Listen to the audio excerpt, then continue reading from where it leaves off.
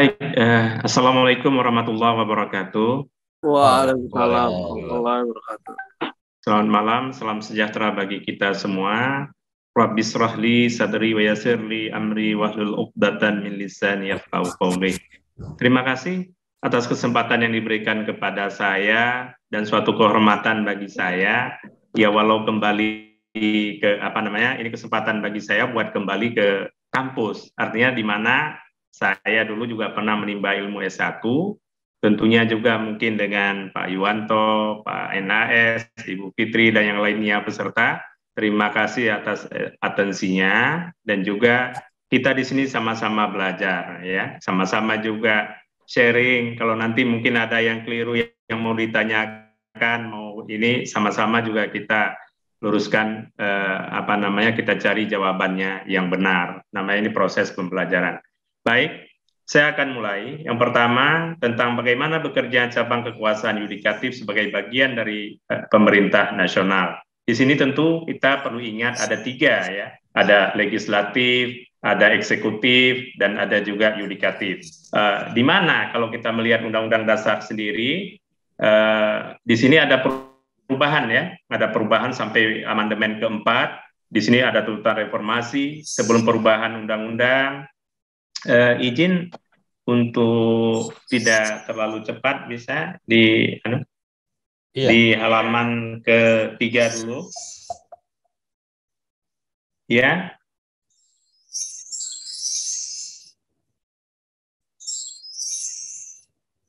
Ya, di situ aja dulu ya. Okay. Jadi bisa kita lihat sebelum perubahan Undang-Undang Dasar yang aslinya terjadi dari 16 pasal 3. Ini sudah dikunci tuh Pak Kim, tapi ya sudah dikunci masalahnya, sudah disetting, jadi otomatis, tapi bisa dikendalikan. Oh bisa, itu pause sebentar bisa ya, di pause gitu. Oke, sebentar. Ini. Ya itu PPT-nya sudah berjalan sendiri itu. Terkunci ya.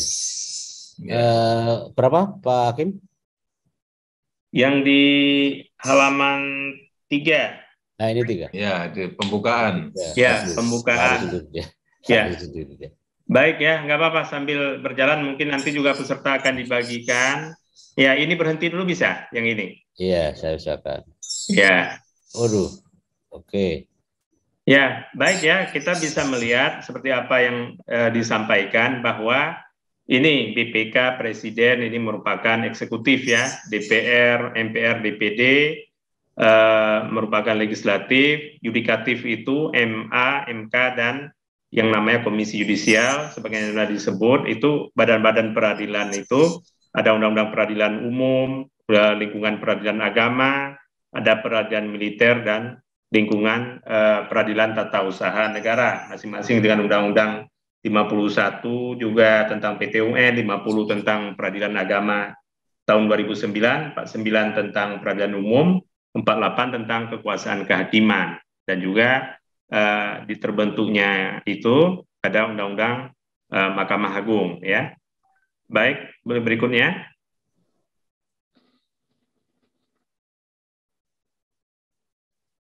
Halaman berikutnya. Next.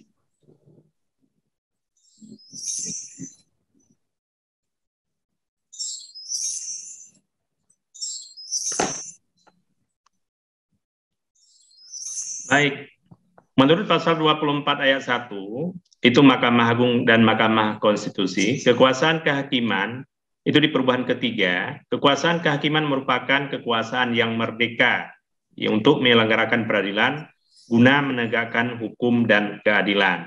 Ya, seperti itu. Kemudian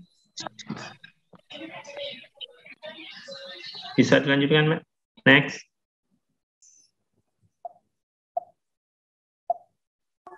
Di bab 9 ya, di kekuasaan kehakiman di Undang-Undang Dasar 1945 itu juga disebutkan di pasal 24 A perubahan ketiga Undang-Undang Dasar 1945 itu ada 4 lingkungan peradilan, yaitu lingkungan peradilan umum, agama, militer, dan peradilan tata usaha negara.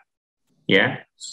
Bagaimana untuk menjadi yang terutama proses untuk menjadi seorang hakim agung, untuk menjadi seorang hakim, itu sudah ditentukan secara limitatif dalam undang-undang.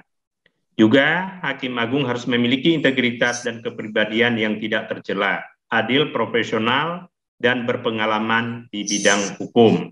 Itu pasal 24A ayat 2. Ya memang salah satu ketentuan untuk menjadi hakim itu memang harus berpendidikan, misalnya untuk menjadi hakim umum, ya berpendidikan sarjana hukum. Kalau untuk menjadi hakim agama itu harus memiliki lulus dari Fakultas Syariah. Kemudian kalau untuk calon hakim agung diusulkan oleh Komisi Yudisial kepada DPR untuk mendapat persetujuan dan ditetapkan sebagai hakim agung oleh Presiden. Ya, ini sudah ditentukan dalam perubahan ketiga. Ini di pasal 24A ayat 3, perubahan ketiga Undang-Undang Dasar 1945.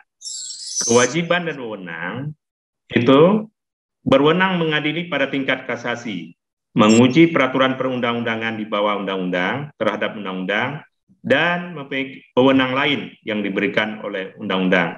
Itu dapat dilihat pada pasal 24A ayat 1, perubahan ketiga Undang-Undang Dasar 1945. Kemudian mengajukan 3 orang anggota hakim konstitusi, pasal 24C ayat 3 di perubahan ketiga Undang-Undang Dasar 45.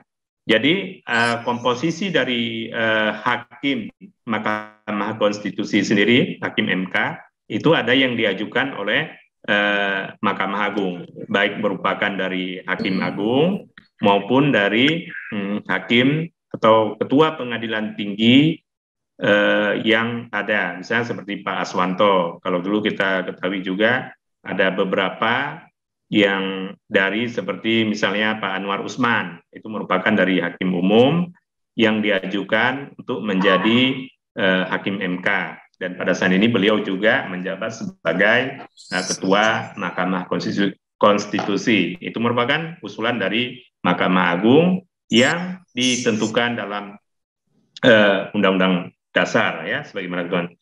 Kemudian apa fungsi lain Mahkamah Agung? Memberikan pertimbangan dalam hal Presiden memberi gerasi dan rehabilitasi.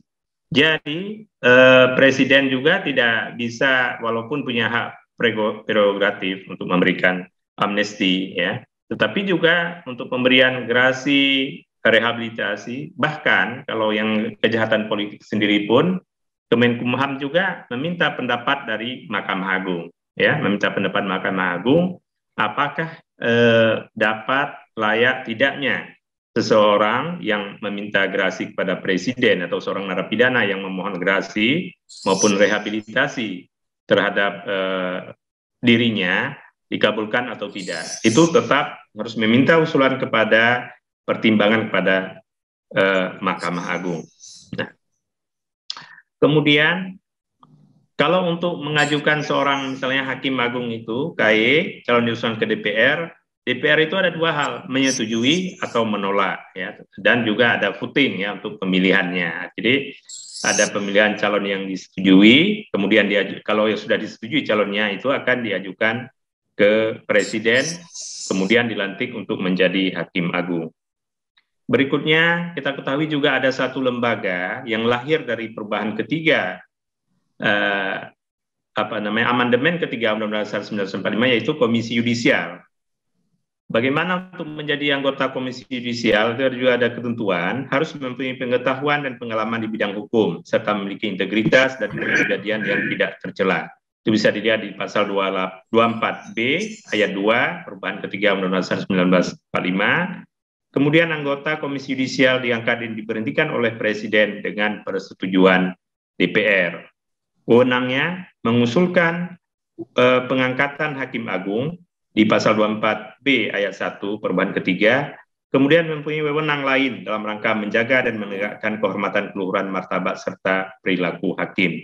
Jadi tugas lain itu sebagai guardian of independence judiciary itu. Jadi menjaga integritas ini hakim, ya, juga wewenang dari salah satu itu KAI menjaga misalnya kode etik perilaku hakim. Di samping itu juga sebenarnya Mahkamah Agung sudah memiliki yang namanya Badan Pengawasan, ya, BAWAS, Badan Pengawasan Mahkamah Agung, yaitu untuk ini perilaku hakim juga. Namun demikian ada sinergitas antara Komisi Yudisial dengan Mahkamah Agung, terutama ya dalam hal untuk penegakan disiplin hakim, penjatuhan disiplin hakim sesuai dengan Perber atau peraturan PB, peraturan bersama antara Mahkamah Agung dengan Komisi Yudisial yang nomor 2 tahun 2012 itu terhadap pedoman perilaku hakim, nomor 3 terhadap peraturan bersama antara Mahkamah Agung dengan Komisi Yudisial, nomor 3 tahun PB nomor 3 tahun 2012 untuk jenis-jenis pelanggaran, jenis hukuman. Dan ada yang nomor 4, itu yang yang nomor 4, peraturan bersama nomor 4 tahun 2012 itu mengenai tentang Majelis Kehormatan Hakim MKH, di mana ada pelanggaran berat, adanya rekomendasi dari Komisi Yudisial bahwa seorang hakim untuk dijatuhi hukuman dengan pemberhentian, ya, baik nanti rekomendasinya pemberhentian dengan hormat ataupun pemberhentian dengan tidak hormat. Jadi seperti itu, nanti itu sudah masuk kategori pelanggaran yang berat dan ada rekomendasi, ya. Nanti akan kita coba lihat, kita bahas kembali. Nah, kalau kewenangan dari Mahkamah Agung mengajukan 3 orang hakim, 3 orang calon untuk hakim konstitusi, mengajukan 3 orang hakim konstitusi, mengajukan 3 orang hakim itu, jadi dari 9 orang anggota hakim menetapkan 9 orang hakim konstitusi, atau berapakah ketiga-tiganya dikabulkan atau memang minta diganti yang lain komposisinya, nanti akan dilihat apakah berapa yang disetujui untuk ditetapkan, yang ditetapkan oleh Presiden, berapa orang yang setuju DPR, diajukan ke Presiden untuk ditetapkan.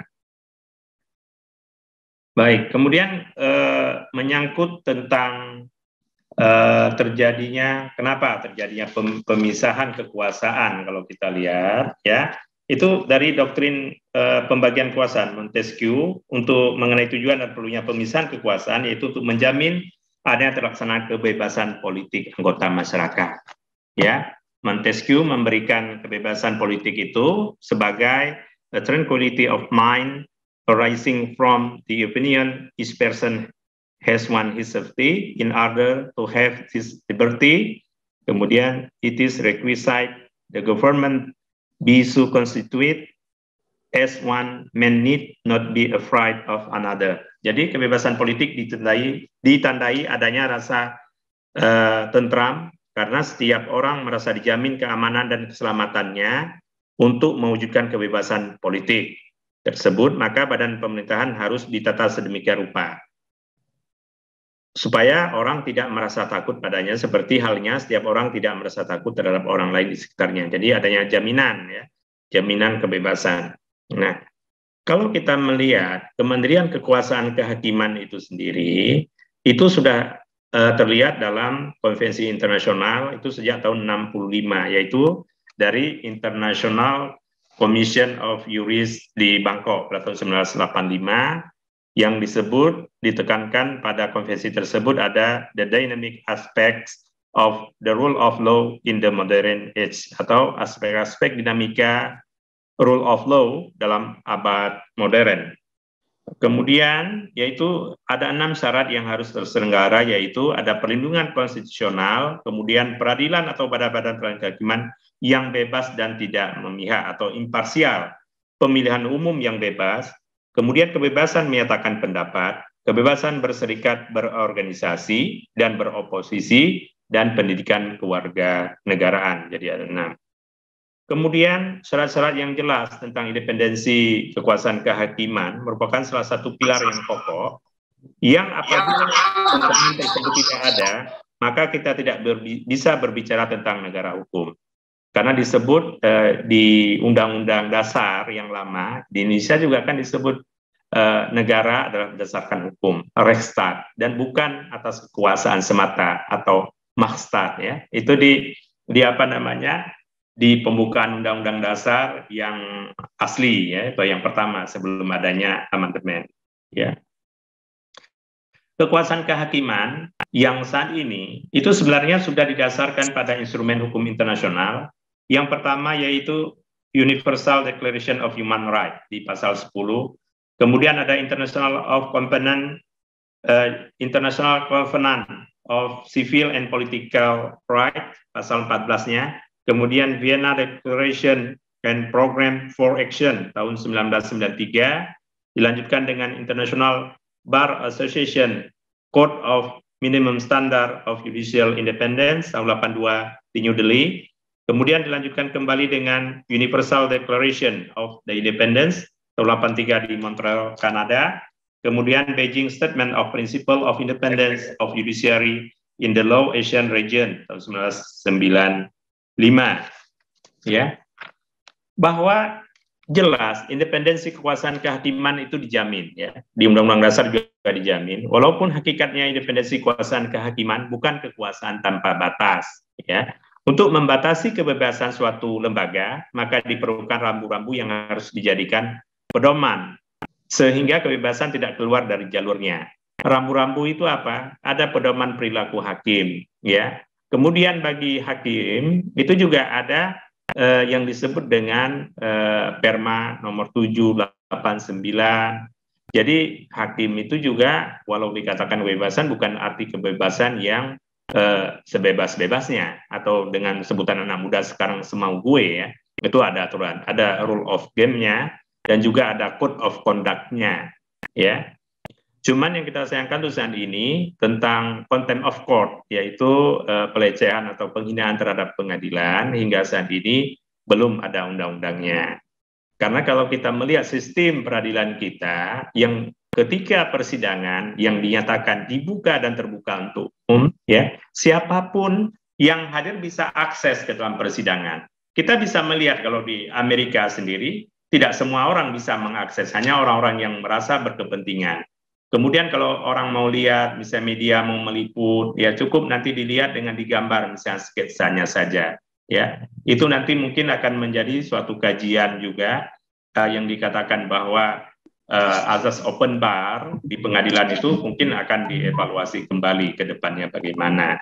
Dan juga sekarang pengadilan sudah berubah, ya peradilan untuk saat ini sudah dimungkinkan kalau Bapak Ibu mau mengajukan gugatan di PN Jayapura itu tidak perlu harus ke sana. Ada disebut dengan e-court ya, electronic court. Ya sudah diakui, sudah ada Perma nomor 1 tahun 2019. Juga ada juga kalau sidang untuk perkara pidana sejak COVID ini sudah diberlakukan. Ada Perma nomor 1 tahun 2020, ada Perma nomor 4 tahun 2020 juga. Jadi bahwa kalau Bapak Ibu nanti mau sidang, mau melihat wajah peradilan yang saat ini, ya sudah ada perubahan. Walaupun undang-undang, misalnya Kitab Undang-Undang Hukum Acara Pidana sendiri mengatakan bahwa sidang itu dilakukan di ruang sidang pengadilan.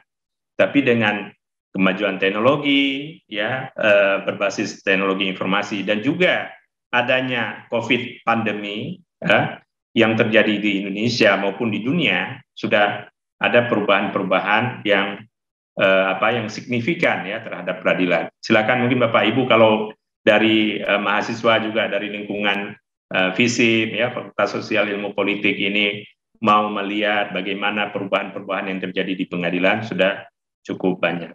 Kalau di Indonesia dikatakan kekuasaan kehakiman Indonesia yang merdeka, ada beberapa hal prinsip kemandirian pengadilan lembaga peradilan, kebebasan berekspresi dan berkumpul para hakim, juga ada wadah bagi hakim IKHI, kemudian mandiri dalam menentukan kualifikasi dan seleksi tenaga hakim. Jadi dengan sendirinya Mahkamah Agung juga mengadakan pelatihan dan pendidikan, kemudian memiliki rahasia dan kebebasan profesi. Artinya apa? Musyawarah hakim itu tidak boleh diketahui sebelum putusan itu diucapkan. Jadi jangan dikatakan, oh saya menurut hakim fulan putusannya begini-begini, nanti akan terjadi begini. Itu merupakan kerahasiaan dan kebebasan profesi. Jadi hakim juga karena putusannya dianggap benar ya, sepanjang yang memutus demi keadilan berdasarkan ketuhanan yang Maha Esa.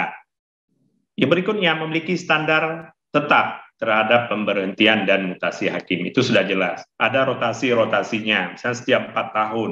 Ya, misalnya pembicara misalnya seperti saya, itu berapa lama di suatu tempat. Itu ada batas waktu tertentu, kemudian ada yang disebut dengan namanya mutasi. Ada tim promosi dan mutasi, TPM kalau bagi hakim. Ya, itu akan secara jelas ditentukan dengan aturan-aturan yang dibentuk oleh Mahkamah Agung.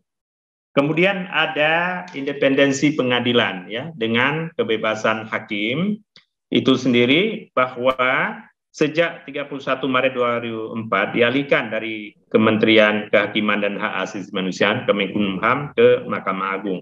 Jadi kalau sebelumnya di mana keberadaannya itu, bahwa hakim keuangannya berada di Kementerian Kehakiman, makanya dulu disebut Kementerian Kehakiman. Kalau sekarang kan sudah berubah, Kementerian Hukum dan Hak Asasi Manusia. Ya, kalau untuk kasasi baru. Jadi ada mendua, namun setelah tahun tanggal 31 Maret 2004, kemudian terhitung sejak 30 Juni 2004, dialihkan juga dari Departemen Agama ke Mahkamah Agung kalau untuk peradilan agama. Kemudian 1 September 2004 yang TNI dialihkan ke peradilan militer, ya, Dilmil, itu peradilan militer. Dia juga yang menyangkut anggaran, baik ke semuanya itu peradilan tata usaha negara, peradilan agama, TUN dan sebagainya, semua itu berada di bawah Mahkamah Agung. Jadi itulah kemandirian kehakiman ya yang terjadi. Kalau dulu masih hakim agama berada di peradilan agama, ya, hakim TUN juga berada di bawah umum, artinya di Kementerian Hukum dan HAM pada saat itu. Kalau militer masih di Mabes TNI, seperti itu. Baik, independensi itu juga yaitu menggantungkan kebebasan pada individual hakim, independensi institusional, bahwa permasalahan hubungan kenegaraan di antara pemegang kuasa negara itu eksekutif, legislatif, dan yudikatif. Artinya apa?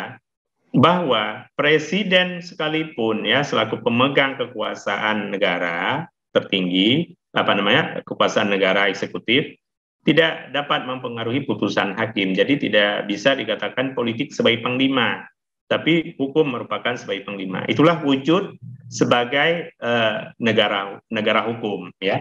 Terjadinya, kalau saya katakan, kalau pendapat saya itu bukan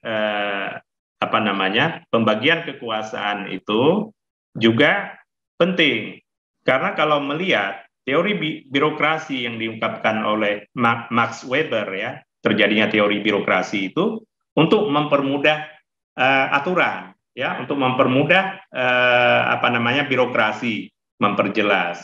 Jadi adanya misalnya pemisahan kekuasaan ini, kalau ada juga yang berpendapat bukan pemisahan tapi pembagian kekuasaan, tapi cenderung orang mengartikan sebagai, kalau di Indonesia lebih kompromis, ya, kompromistis kita mengatakan itu pembagian, tapi ada di negara tertentu itu pemisahan kekuasaan disebut.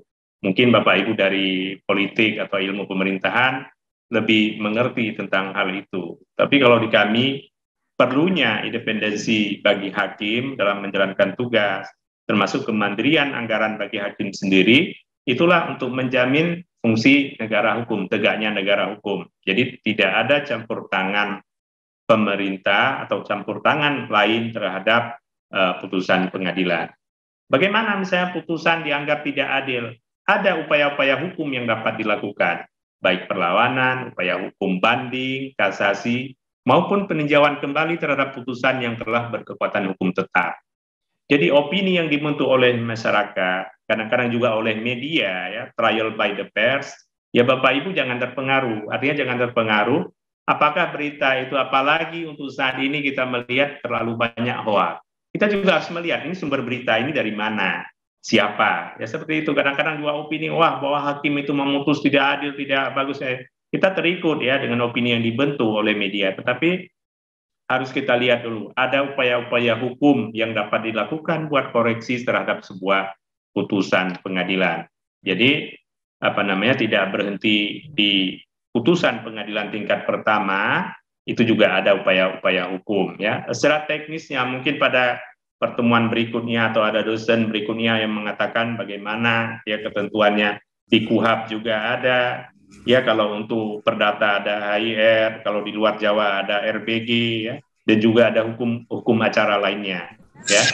Juga peradilan lain, ada peradilan khusus misalnya tipikor, perikanan, pengadilan anak, itu ada semua menurut yang berada di peradilan lingkup peradilan umum. Dia peradilan umum kalau disebut misalnya pengadilan negeri atau di lingkup peradilan umum, juga ada beberapa misalnya pengadilan niaga ya, kewenangan itu. Baik, kalau mungkin Pak Iwanto mau diskusi kira-kira kapan ini ya, atau memang masih ada waktu saya paparan lagi, atau kita langsung masuk diskusi. Bagaimana Pak Iwanto? Ya, terima kasih Bu Wan Asrida, mudah-mudahan masih berada di di forum ini. Saya langsung menjawab. Putusan hakim yang mungkin berbeda antara mungkin di tingkat pengadilan. Karena begini, untuk membuktikan kesalahan seseorang ini yang dicari itu adalah bukti materialnya. Jadi apa yang sebenarnya terjadi? Yaitu dengan pembuktian di pasal 184 KUHAP juga dikatakan bahwa dari keterangan saksi korban terlebih dahulu ya, keterangan korban, saksi ya, maupun alat bukti lainnya dan juga keterangan terdakwa ya. Dan memang apakah dari pembuktian itu sudah terbukti? Di Indonesia mengandung negatif adalah pembuktian yang negatif, Ibu. Ya perlu diingat, di samping ke bukti-bukti yang ada, juga ada suatu keyakinan hakim di pasal 183 KUHAP itu disebutkan.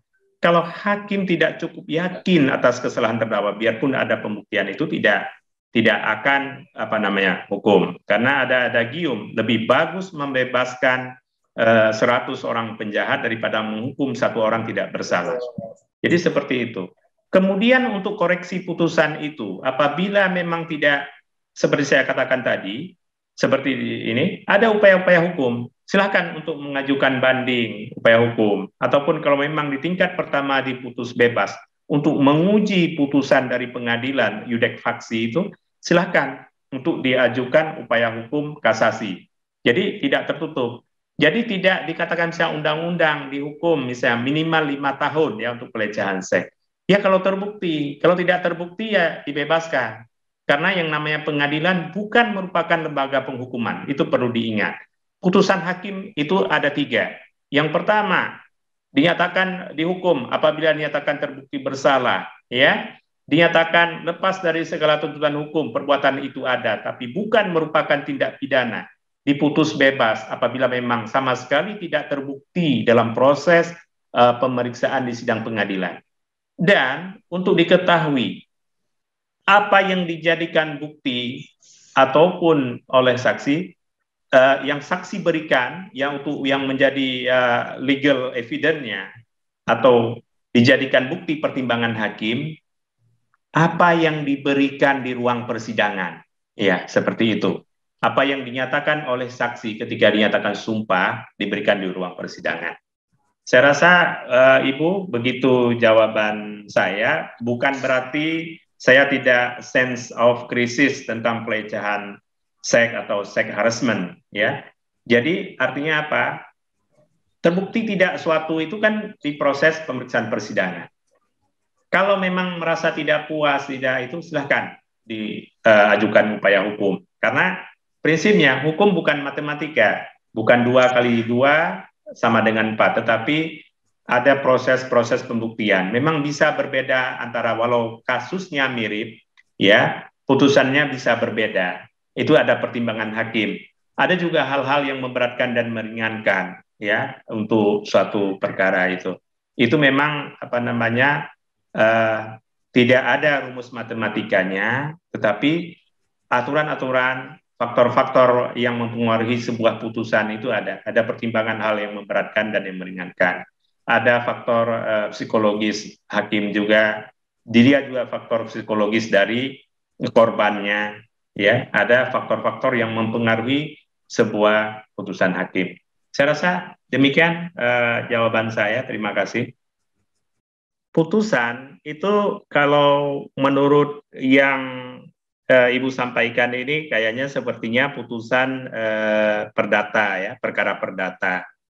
Itu boleh diajukan. Biarpun perkara sudah niet en van verklaar atau di NO dinyatakan tidak dapat diterima itu misalnya kurang lengkapnya pihak, gugatan kabur atau obskur libel, itu boleh diajukan kembali.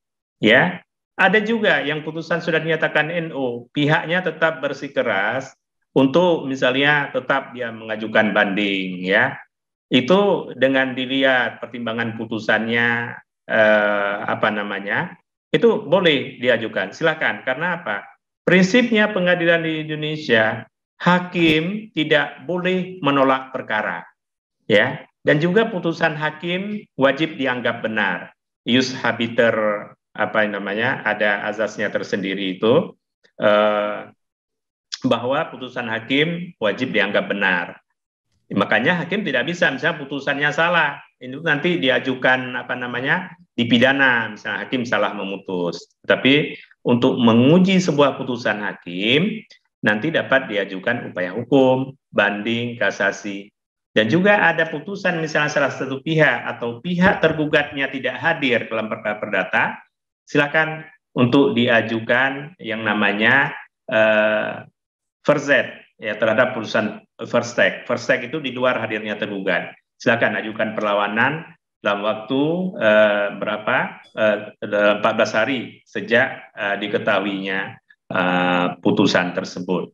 Jadi putusan yang ditolak kembali masih bisa diajukan kembali, boleh dapat diajukan kembali, ya, dalam berbagai tingkat, baik banding, kasasi maupun PK, ya, peninjauan kembali terhadap putusan pengadilan yang telah berkekuatan hukum tetap. Baik ya, terima kasih pertanyaan yang bagus ya. Itu bisa dilihat kembali ketika pembentukan ada putusan MK terhadap tipikor korupsi ya, ketika dinyatakan bahwa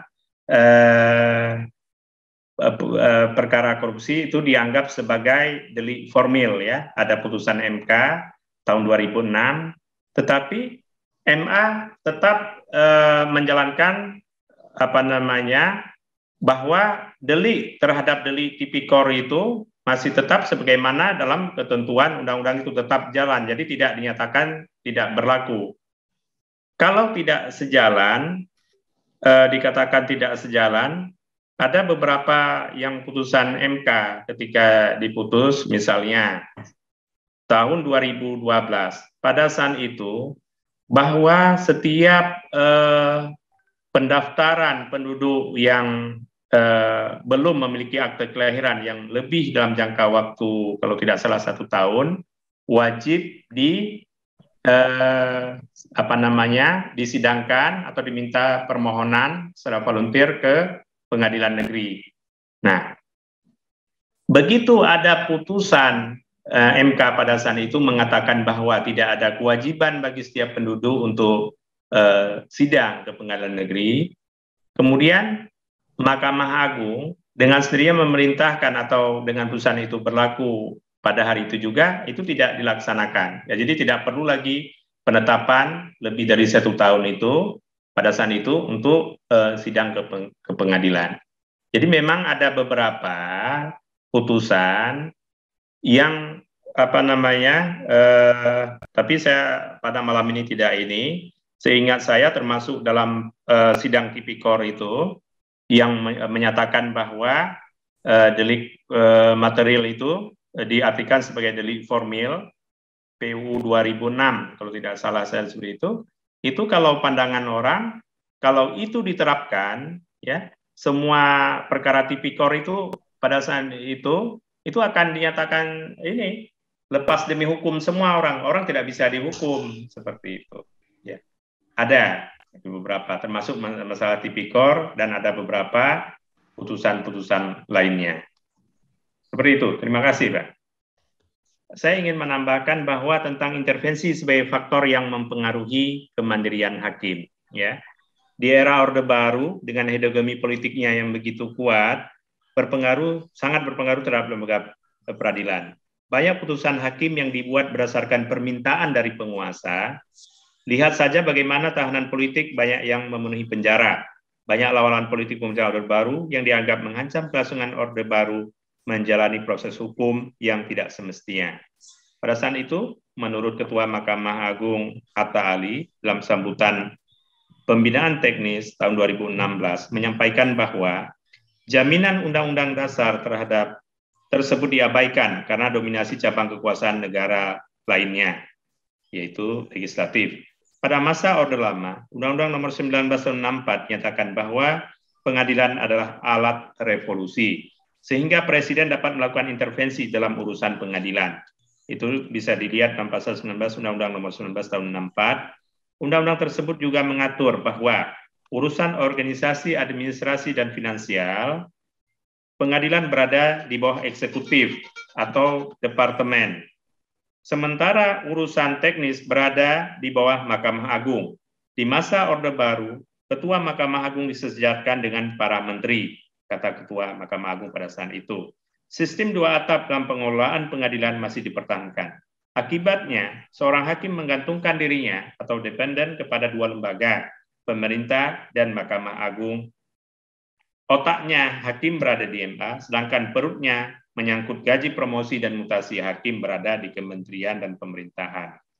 Jadi pada saat Orde Baru, itu ada dua lembaga yang mengurusi hakim. Kalau menyangkut gaji promosi itu di Departemen Kehakiman, sementara untuk banding kasasi, untuk perkara kasasinya, teknisnya ke Mahkamah Agung.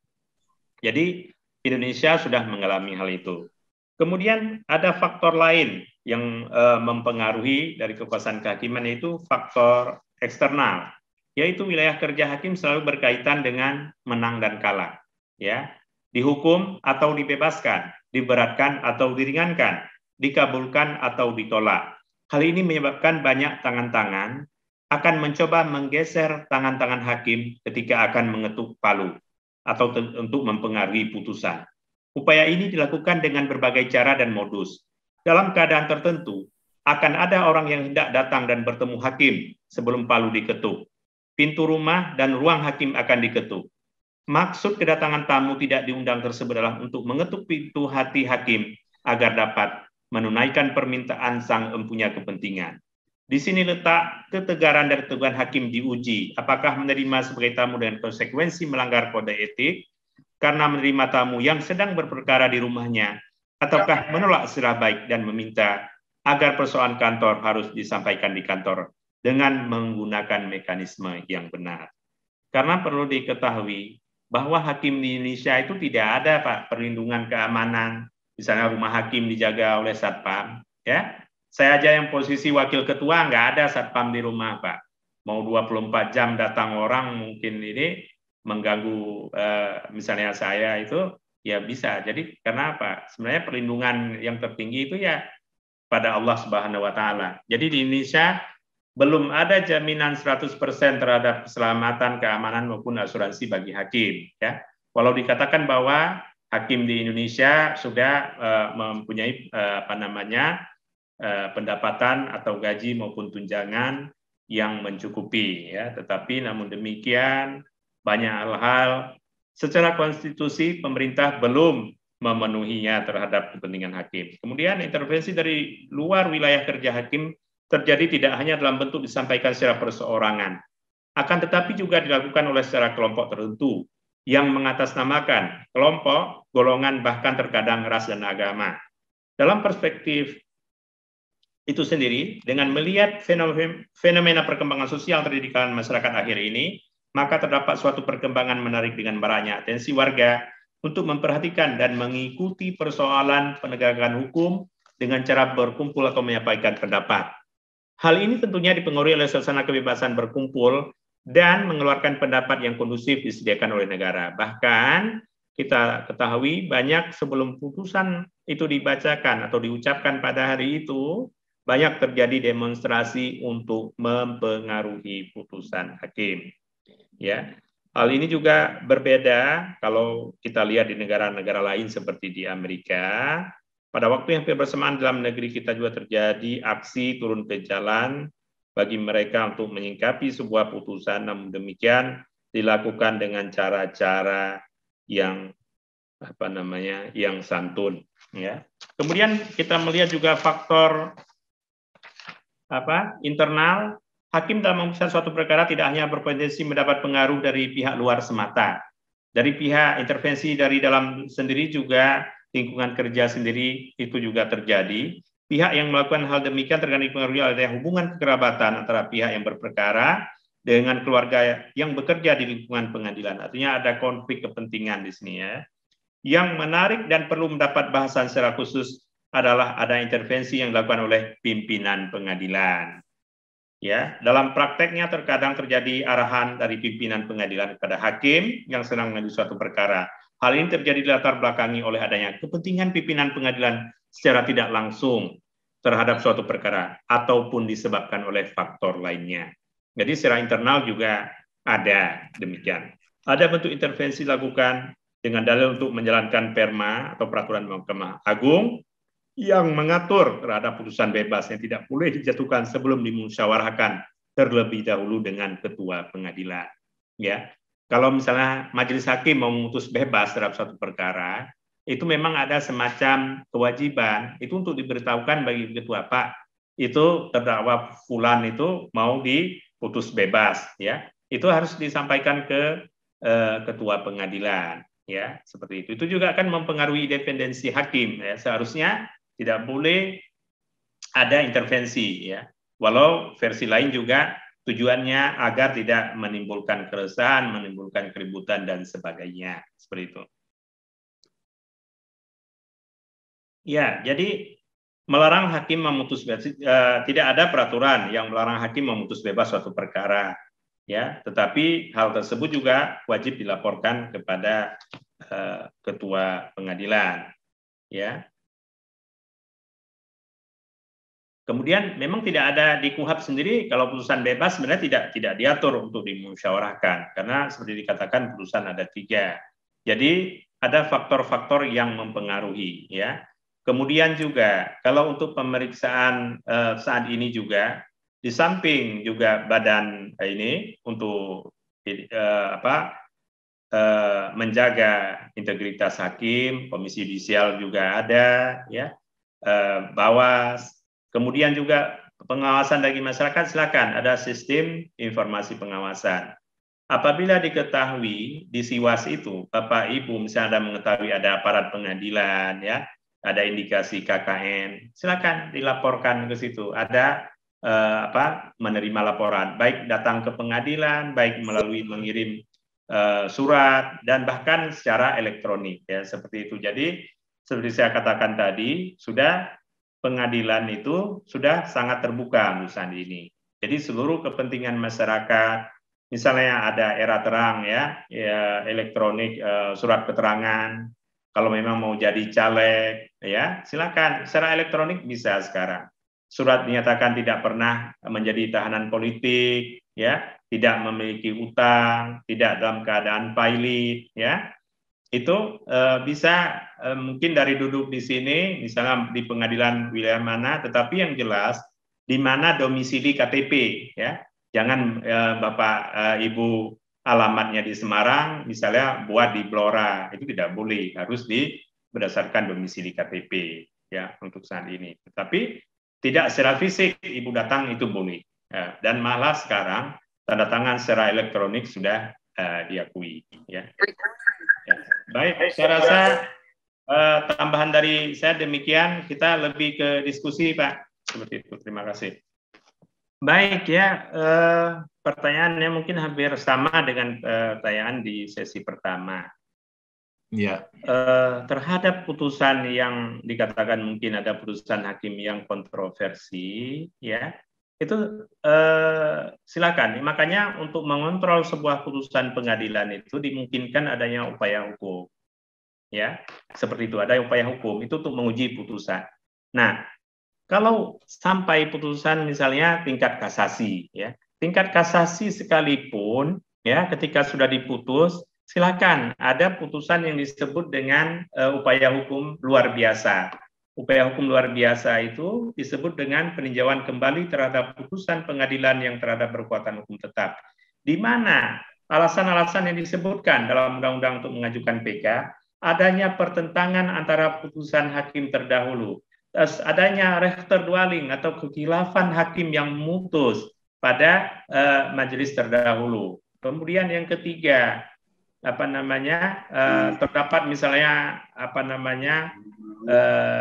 terdapat seperti yang dikatakan tadi bahwa putusan yang diputus ini berbeda dengan putusan yang sebelumnya atau putusan yang lainnya. Silakan misalnya ada perbandingan putusan dengan putusan di tempat lain, ya misalnya dalam hal tipikor, misalnya yang terdakwa tersebut dibebaskan misalnya karena bukan merupakan tindak pidana, merupakan suatu kebijakan. Atau misalnya seperti putusan Karen Agustiawan, misalnya putusan Pertamina di tingkat PK kan dinyatakan bebas Karen Agustiawan itu. Nah, walau dikatakan peraturan dibuat harapan dengan majelis tanpa memihak, ya, yang juga dikatakan silakan dimanfaatkan upaya-upaya hukum tersebut dan akan dieksaminasi. Jadi izin bagi peserta di sini juga, ketika hakim misalnya ada kekeliruan memutus, ada seperti dikatakan di sini juga ada eksaminasi putusan pertama. Yang kedua, hakim tersebut juga akan diperiksa, ya, akan diperiksa majelis hakim tersebut juga baik oleh badan pengawasan ataupun komisi yudisial, ya, itu antara dua itu. Kalau enggak badan pengawasan Bawas yang turun, komisi yudisial yang akan turun. Tetapi umumnya tidak dipublikasikan, ya, artinya pemeriksaan. Misalnya hari ini akan datang tim Bawas atau KAI, itu akan dilihat. Tapi di mana bisa dilihat misalnya terdapat pelanggaran-pelanggaran yang dilakukan. Nanti setiap bulannya badan pengawasan itu akan terjadi ada pengumuman penjatuhan putusan disiplin, ya, bagi hakim. Tetapi mohon maaf sekali lagi inisialnya tidak disebut, misalnya Abdul Aziz AA aja gitu disingkat seperti itu, ya. Ini apakah pelanggaran tersebut dilihat klasifikasinya ringan, sedang atau berat, ya. Ada, itu tetap ada, tetapi tidak ada publikasi yang meluas.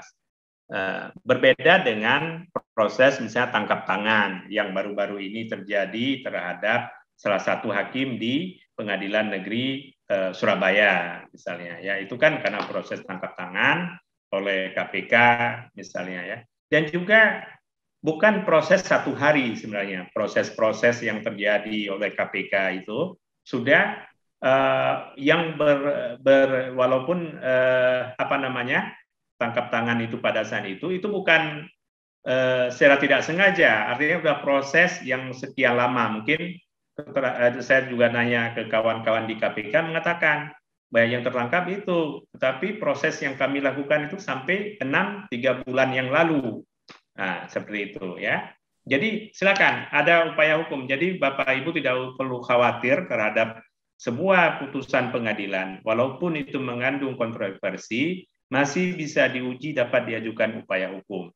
Kalau tingkat pertama bisa diajukan tingkat banding, kalau ketika banding juga putusan sama tidak memuaskan para pihak, diajukan kasasi.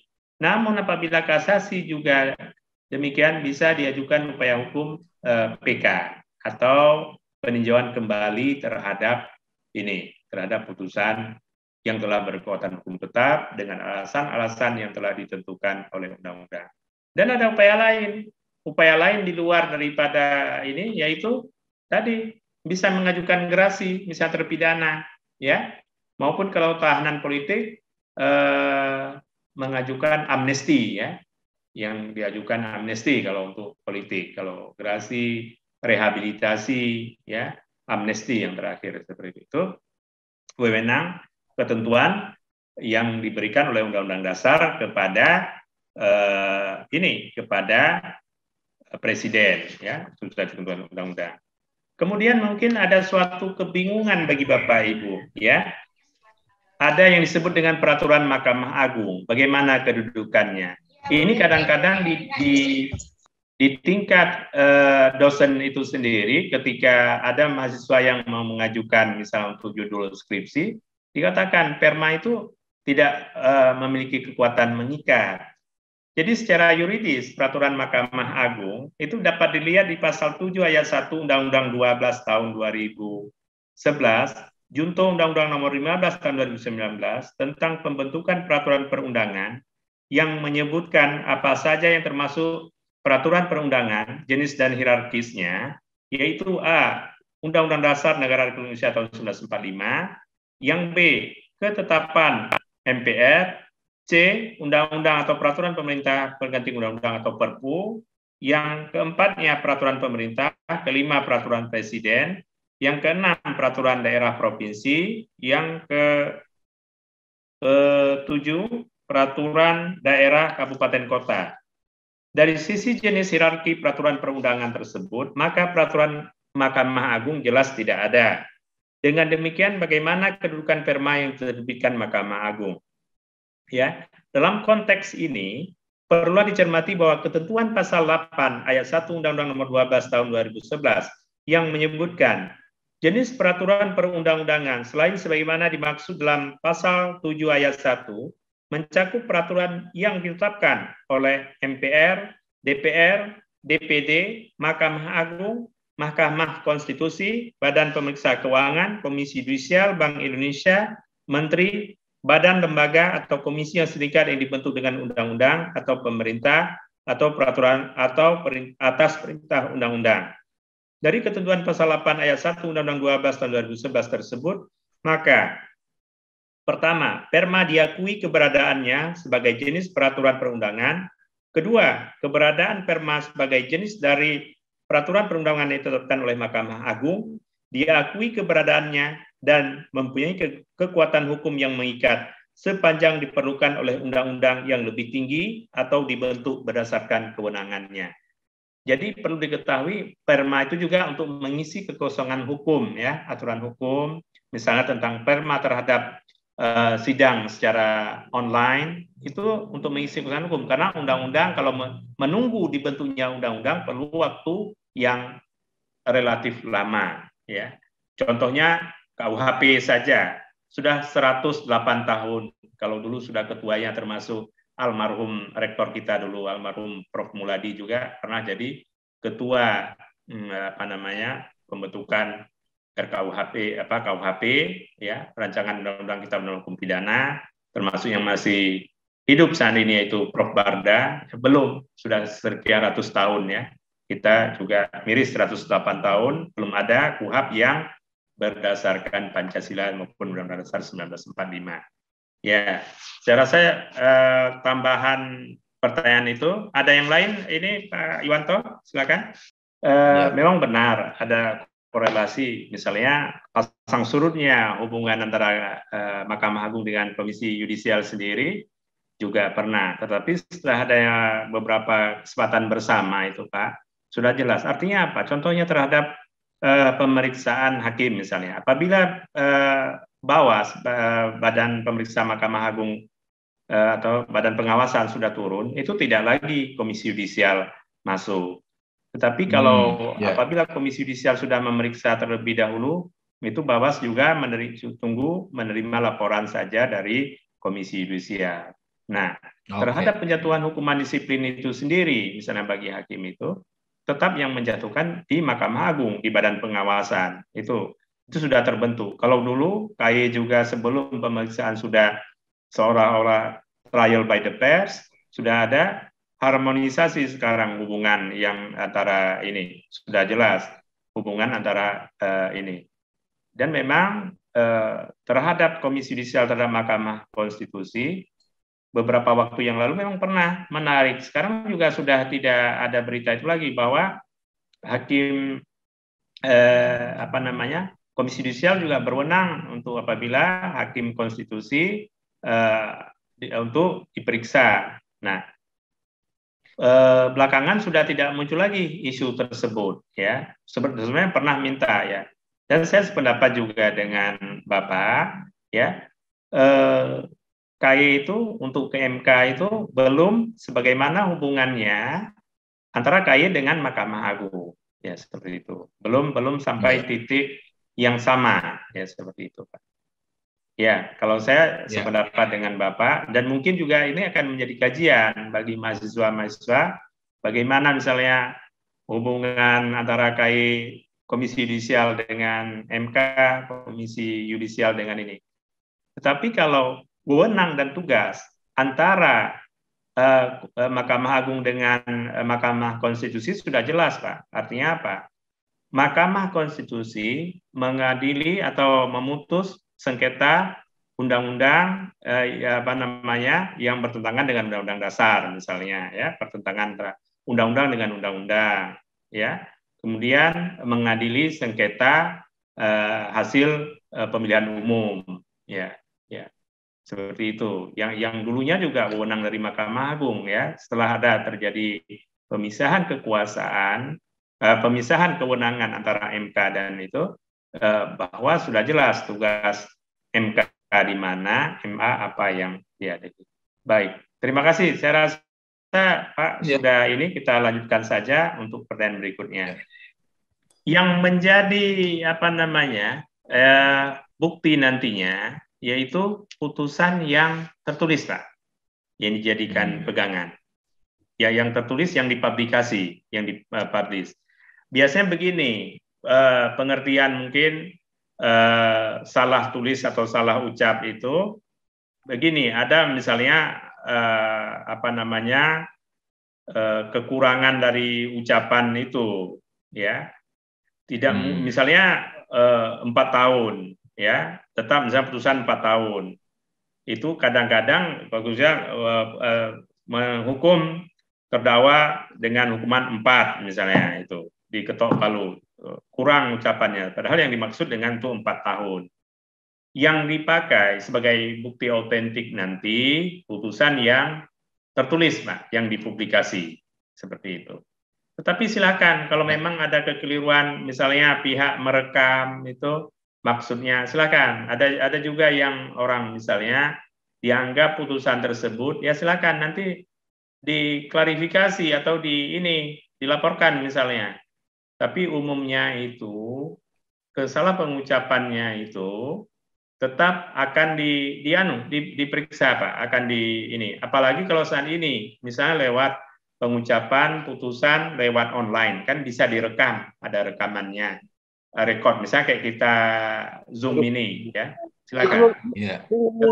Tetapi yang dipakai tetap yang tertulis, putusan tertulis yang dipublish, ya, yang bentuk putusan tulisannya. Terima kasih, Pak.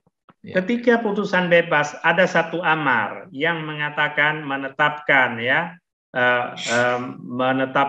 memulihkan dalam harkat, martabat serta kedudukannya sebagaimana semula. Itu ada. Itu pengertian memulihkan harkat dan martabatnya, ya silakan dia lanjutkan. Memang apabila dia bebas, tapi apabila dia dihukum itu tidak boleh. Enggak? Apabila dinyatakan dihukum setahun aja, misalnya hukumannya setahun tipikor itu, dinyatakan dia tidak boleh lagi melanjutkan karena dia sudah tercela, terpidana. Tetapi dikatakan dan memulihkan dalam hak kedudukan serta jabatannya, itu silakan. Ada amar putusannya seperti itu. Nah, jadi tidak perlu putusan pengadilan, tidak ada mengembalikan jabatannya ke dalam bupati, tidak kalau putusan, tapi memulihkan harkat, martabat serta kedudukannya. Itu. Begitu. Baik, terima kasih Pak Isril. Saya juga sebelumnya 5 tahun Pak berdinas di Pengadilan Negeri Pekanbaru, Pak, ya. Mungkin kita tidak berjumpa saja pada saat itu. Baik, ya, sebagaimana diketahui KPK merupakan lembaga ad hoc, Pak, ya. Pengertian lembaga ad hoc, lembaga yang sewaktu-waktu, ya, dapat untuk jadi bukan lembaga permanen itu, Pak. Mungkin sewaktu-waktu mungkin kita sudah dominus litisnya, misalnya Kejaksaan Agung sudah punya jaksa-jaksa terbaiknya untuk mengungkapkan, bisa saja KPK itu dalam misalnya periode berikutnya tidak lagi tidak lagi kita memakai KPK atau KPK dihilangkan, dicabut dari ini. karena berada di bawah eksekutif, karena dia badan dulu ya, komisi. Jadi tidak berada di masuk ke lembaga yudikatif, Pak. Karena sementara ya, mungkin Pak Yuwanto juga bisa menambahkan sedikit, Pak. Baik, sebagaimana saya katakan bahwa sekarang masyarakat boleh memilih mau memakai e-court atau sidang manual. Jadi kalau daerah-daerah yang masih belum tersentuh teknologi informasinya, misalnya kita berada di Wamena sana atau di daerah-daerah yang rural area atau daerah remote area, maksudnya daerah yang sangat sulit, itu boleh masyarakat. Tapi kalau misalnya modern, misalnya seperti di apa namanya, di Semarang misalnya, ya masyarakat sudah modern dan sudah paham hukum, melek teknologi, ya silakan untuk mempermudah. Karena salah satu prinsip pengadilan Indonesia, peradilan dilaksanakan dengan secara sederhana, ya, sederhana, cepat dan biaya ringan serta profesional, ya. Ya kalau sekarang ditambah lagi dengan berbasis teknologi informasi, ya, yaitu transformasi digital persidangan di era new normal yang disebut sekarang, ya. Sampai Ketua Mahkamah Agung ada menulis bukunya ini, ada bukunya, ya, ini. Nah, persidangan di era jadi normal. Ya. Tujuan seperti itu, jadi untuk mempermudah masyarakat. Sebenarnya fungsi dari pengadilan itu lebih ke pelayanan, public service, ya. Apapun dikatakan, misalnya kayak seperti polisi, seperti kejaksaan, pengadilan juga dengan berbagai ini, tujuannya itu untuk melayani masyarakat, pelayanan masyarakat, ya, dengan berbagai semboyan maupun moto. Kalau polisi ada promoter, kalau kami menuju pengadilan yang modern, ya. Seperti itu, berpengaruh terhadap masyarakat, jelas berpengaruh. Tetapi tidak usah khawatir. Untuk kejaminan data persidangan itu, BSSN sudah menjamin, Badan Sandi Cyber Negara sudah menjamin tidak akan bocor atau tidak akan dihack oleh pihak-pihak yang tidak berkepentingan, ya. Inilah tujuannya, untuk memudahkan masyarakat. Itu yang perlu diingat. Tujuan lembaga peradilan, tujuan juga dibaginya kekuasaan pemerintah, tujuan juga adanya pemerintahan untuk melayani. Fungsi kita yaitu di pelayanan, public service. Terima kasih. Saya rasa demikian, Pak Yuwanto. Ya.